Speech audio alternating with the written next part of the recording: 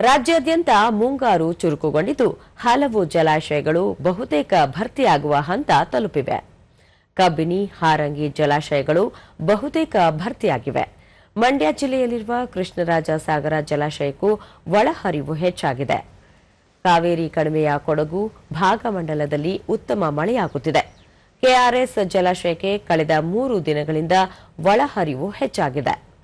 ಹಾರಂಗಿ ಜಲಾಶಯದಲ್ಲಿ 7.326 ಟಿಎಂಸಿ ನೀರಿನ ಸಂಗ್ರಹವಿದ್ದು 16,880 ಕ್ಯೂಸೆಕ್ ಒಳಹರಿವಿದೆ. ನದಿಗೆ 19,700 ಕ್ಯೂಸೆಕ್ ನೀರನ್ನು ಹೊರಬಿಡಲಾಗುತ್ತಿದೆ.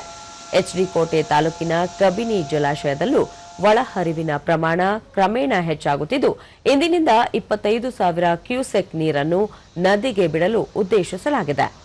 ಹಾಗಾಗಿ ನದಿ ಪಾತ್ರದ ಜನತೆ ಮುನ್ನೆಚ್ಚರಿಕೆ ವಹಿಸಿ ಸುರಕ್ಷಿತ ಸ್ಥಳಗಳಿಗೆ ತೆರಳಬೇಕು ಎಂದು ಕಾವೇರಿ ನೀರಾವರಿ ನಿಗಮ ತಿಳಿಸಿದೆ. ಮಂಡ್ಯ ಜಿಲ್ಲೆಯ ಕೃಷ್ಣರಾಜಸಾಗರ ಅಣೆಕಟ್ಟಿಗೂ ಒಳಹರಿವು ಹೆಚ್ಚಾಗಿದ್ದು ಜಲಾಶಯದ ನೀರು ಸಂಗ್ರಹ ಮಟ್ಟ 95.57 ಅಡಿಗಳಿಗೆ ಹೆಚ್ಚಳವಾಗಿದೆ. 20,438 ಕ್ಯೂಸೆಕ್ ಒಳಹರಿವಿದ್ದು 1,768 ಕ್ಯೂಸೆಕ್ ನೀರನ್ನು ಹೊರಬಿಡಲಾಗುತ್ತಿದೆ.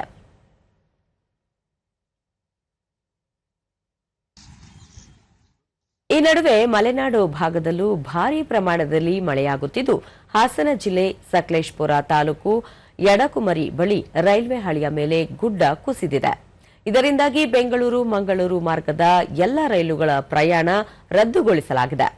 ರೈಲ್ವೆ ಇಲಾಖೆಯ ಸಿಬ್ಬಂದಿ ಘಟನಾ ಸ್ಥಳಕ್ಕೆ ಧಾವಿಸಿದ್ದು ಮಣ್ಣು ತೆರವು ಕಾರ್ಯಾಚರಣೆ ಆರಂಭಿಸಿದೆ.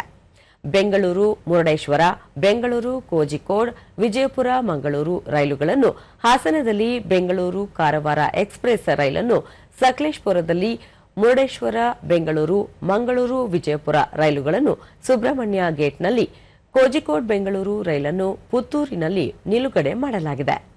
ರೈಲು ರದ್ದತಿಯ ಬಗ್ಗೆ ಇಲಾಖೆ ಪ್ರಯಾಣಿಕರಿಗೆ ಮಾಹಿತಿ ನೀಡಿದೆ. ಇದರಿಂದಾಗಿ ಆ ಮಾರ್ಗದ ಬಸ್ಗಳಲ್ಲಿ ಪ್ರಯಾಣಿಕರ ದಟ್ಟಣೆ ಉಂಟಾಗಿದೆ.